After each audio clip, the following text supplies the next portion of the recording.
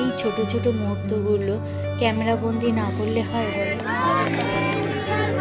Cake কাটার পর্ব শেষ, এখন চলছে বার্থডে গার্লের ফটো তোলা। সবাই ফটো তোলাতে ব্যস্ত এখন।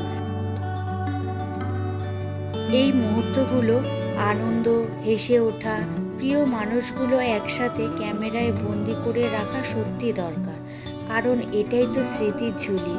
আজকে খুশির মুহূর্তগুলোই একদিন হয়ে উঠবে আমাদের গল্পের পাতায়। তাই সাজিয়ে নিচ্ছি নিজেকে, সাজিয়ে নিচ্ছি ভালোবাসার মুহূর্তগুলোকে। আর এখানের অবস্থা দেখো, এক যা আরেক যাকে জোর জবরদস্তি কেকে ক্রিম মাখাবে। এতক্ষণ ধরে চললো কেক খাওয়া দাওয়া, আর এখন কেকের ক্রিমটা সবার গায়ে মাখিয়ে দেওয়া হচ্ছে।